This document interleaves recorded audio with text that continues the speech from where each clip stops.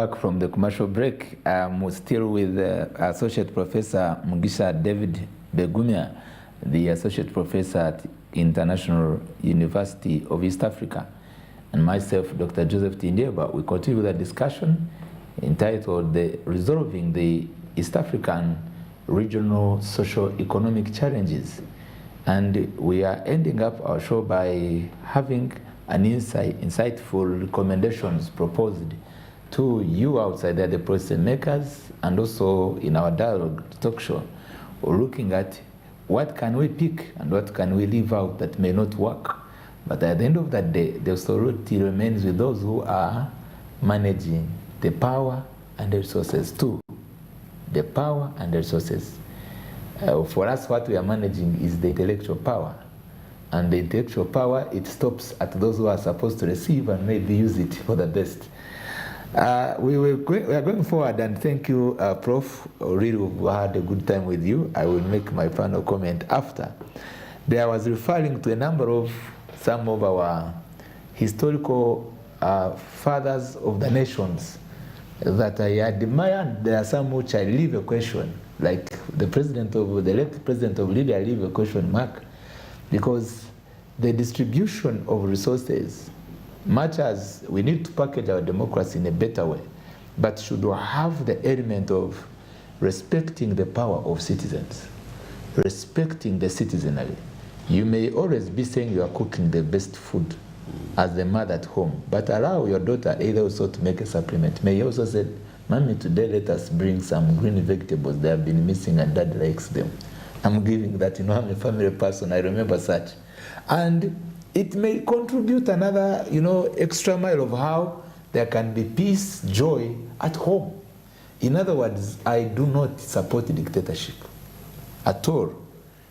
And the economies, the socio-economies of our countries in the region and Africa generally, this is an area that needs a serious attachment to resolve our challenges. I refer not to a far country here in Rwanda. What caused the genocide? There was an issue, an element of failure to listen to either disgruntled members who are also part of the family of Rwanda. And myself, I don't think it was right.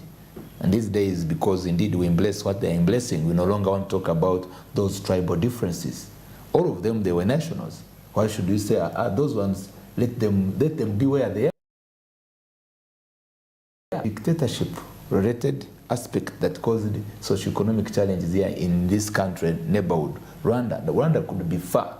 Suppose they were embracing some modified of democracy. But yet, as we're going for the break, I was in agreement with you on some areas which I want you also to maybe help the political analysts and policymakers outside there.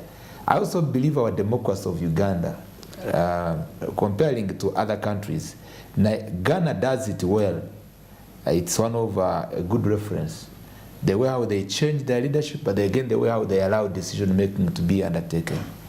Uganda, I'm not appreciating our democracy, not a critique to either the leader, but the way also citizens, you've embraced the nature of our democracy, creating many consequences, and it is believed it is you citizens who is claiming once these consequences, which brings a burden of how the state will spend. You are bringing in a new member of parliament, you are bringing now the former counties, all of them that have been turned as districts, and the counties that have been divided into two. A country now which we are admiring as we're comparing, you said that we'll go to the root cause. So I would like to make my commentary, and maybe you will emphasize as you give us recommendation. A country which had around 38 districts by 1967, we are now having over 149 districts, constituencies over 300. Members of parliament, 520 and 39 are over, as I'm estimating above this. And who are claiming these consequences, and why also is the executive authority allowing this to happen? Power management in this country, our dear Prof, seems to have compromised the feeling of this socio-economic gap, where the expenditure on non-productive sector remains the challenge. We are having natural resources, minerals. Instead of having another factory, maybe in Kigezi or in Rwanda, it is now proposed either you have another more two constituencies. A factory for iron ore is converted into a district of where the citizens, it's not about service delivery near the people, but finally someone is going to be eating on what would have been a factory to produce iron, a factory to produce all these steel materials. And we end up now exporting. I'm giving you the reference which is happening with us. You export iron ore from Rwanda, you are exporting it to the iron ore to Tanzania, which is not a finished product, and all other associated problem. Prof, please come on and we look at how could we package the democracy that can help solve the socioeconomic challenges. And what still remains best, that's the second question, for some countries which have done better. I appreciate the democracy of Botswana. I don't know how they do it, but it seems people are happy. Botswana, no war, and their services, very excellent. Their standards of living, wow. You go to Ghana and so forth. Kindly come on board again. We look into that insightful, discussion and come up with a proposed recommendation to end this. Yes, sir. Yes, we were talking about Libya. And Libya was destabilized by the Western powers because the leader, Muammar Gaddafi, was trying to unite Africa, something that is against the interests of these Western powers. Libya was operating under a dictatorship. There was no democracy to speak of. This was a life president. You mentioned how a revolutionary never retires. That was his mentality. That was his mantra. Yes, but I'm not vouching for dictatorship or despotism. All I was trying to say is sometimes it is good to decipher, to look at every nation critically or every region critically and try and get solutions that are tailored to that nation and to avoid making copy-paste solutions. And I was giving an example of the Western world. These people, 80% or more are wealthy, 80% or more are rich, and therefore they can sit down and have consensus. But in a nation where 80% are poor, it is very hard to have consensus because politics or governance has to do with managing resources, sharing resources, managing people, and being able to agree. Yes, so in the case of Libya, the president, much as he was a despot, he was a benevolent dictator, a benevolent despot. And it worked pretty much good for the ordinary people. And today, many or most Libyans regret. What do you compare, how do you compare him being a benevolent dictator? Yes. And unadmirable? All of us here, even at Parliament, while I was a principal analyst, and generally as we were recalling and giving our condolence to the loss by the end time of the late President, Magufuli, who was praised that his quick reforms within 5 years, yet in their own of their democratic setup. It is one-party system, but they change leaders and democratically through their structural arrangement, which seems to be appreciated by most of the Tanzanians, much as we have also opposition. Yes. So the style of management by TZ, which is still, by the way, solid. Of recent, they had, of course, that occurred, the death occurrence of their president, and everyone was saying, how are they going to manage? But they systematically managed it. They are peaceful, they are progressing forward. Yes. Compared to Libya, we may not have much to compare with because these are different people, maybe coming given their background in terms of their regional ideology.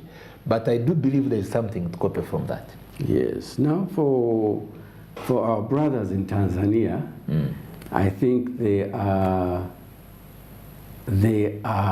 a good example of the statement I made at the beginning of this show, that we need to look ourselves critically in the mirror and see who we are, understand where we are, where we have come from in order to move forward. The Tanzanians have had this unique ability, thanks to some of their leaders like the late Julius Nyerere.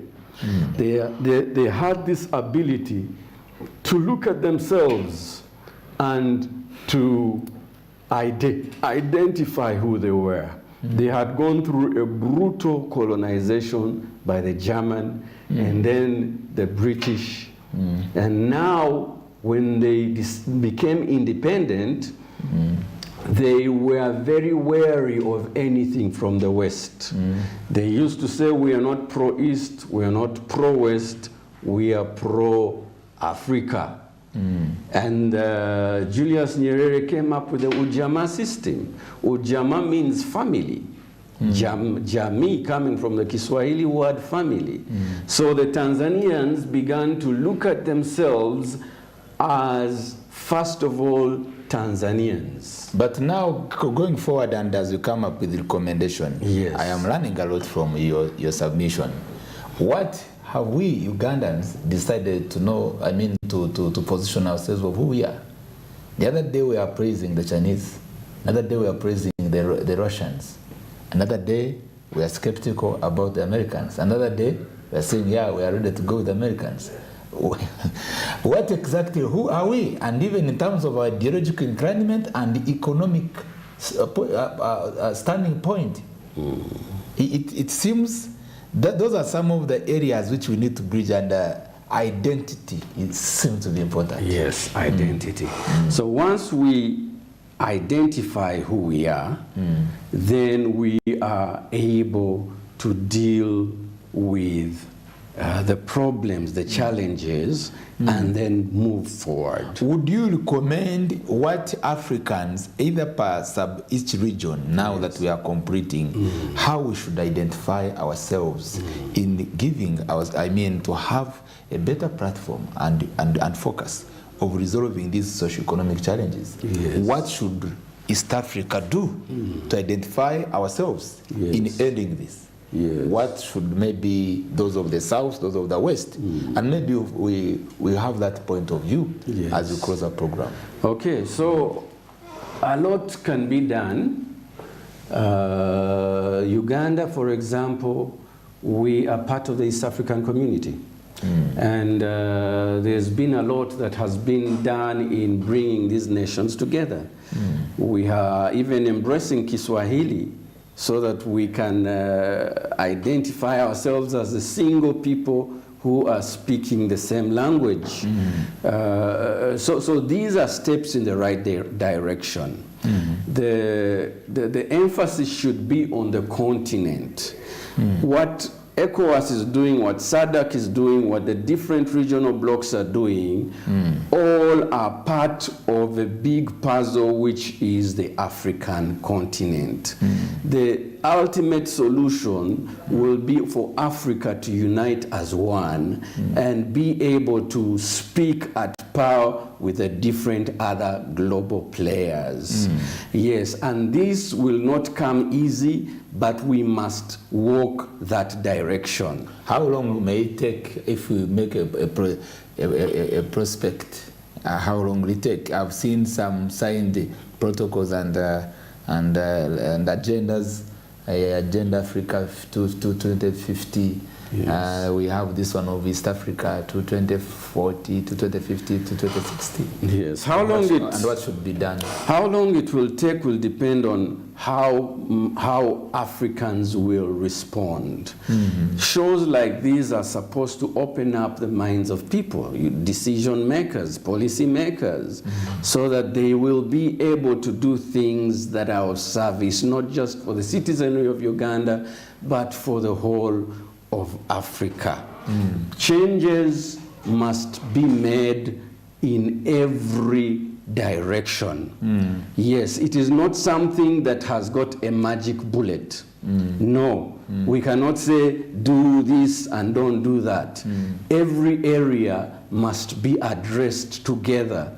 Yes, and maybe on another program we can talk about the nitty-gritty.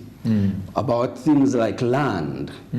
Look at our land in Uganda.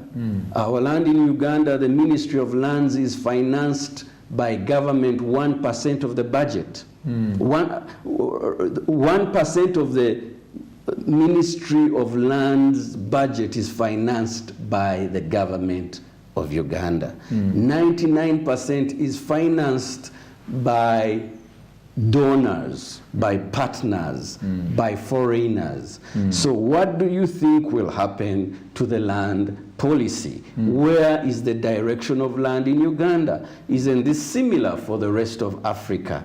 We need to address such nitty-gritties. Look at the situation in Zimbabwe. The president, the late President Mugabe tried to change the economic relations there, the socio-economic relations. He was made into a pariah. He was demonized. And Mandela, who you referred to, was able to get political independence for his people, but failed to get economic independence for his people. And what has happened? He has been made into a saint as an example for everybody. Surely you and I must sit down and look at things critically. Let's not be deceived in this narrative that is meant to keep us where we are. We can change this continent little by little, but we must do it willingly, and everybody must play their part. I want to appreciate you, Prof. It has been great to have this discussion, and as we were sharing these views together with our dear viewers, we are not alone, we are with you. And it is just our deliberate move as Smart24 TV, while driving business, our business in the global, in the African context and also the region, requires serious attention to these serious discussions, serious and honest discussions. I stated it, and I always continue to inspire someone outside there that being part of the evolving society requires honest discussions of such matters. And we continue to appeal to you that let us be determined to aspire for the best, not to expire for the worst. And having said that, we will always remember that it is possible for the African economies to develop. But a number of key insights that has been given or presented, submitted by our dear guests are very pertinent. The issues of governance needs to be addressed. The issues of mutual trust is very important. And we must know that by talking about now the East African community, over now 200 million people after adding the Democratic Republic of Congo, it should now measure in terms of prioritizing how we can develop our human resource, the education, and the investment. And finally, it is very important to know that the corruption, which is a bad spirit that reigns in the hearts of many leaders, especially in our African context and looking at East Africa, maybe, Prof, we need a streamlined way of how this country should address bit by bit, and on that point, and we also end it. And also agree with the Prof that we should also have maybe a common stand of how we can stop investing and spending much more money to take our citizens to get treatment from abroad, and we treat our citizens as Africans, not the money that you can be paid for, because for you belong to some good positions of the government. They lift you to maybe to India and so forth. That should always leave a date with you and say, what about my auntie who cannot get this benefit? You said it very well, to know our identity and to know African, you are an African and you have this challenge. Thank you for staying with us until we see you next Saturday. We are always very much point on with such issues that can change the economic livelihoods of our citizens. God bless you. Enjoy your weekend. Thank you, sir, for having come into our show. Thank you for having me.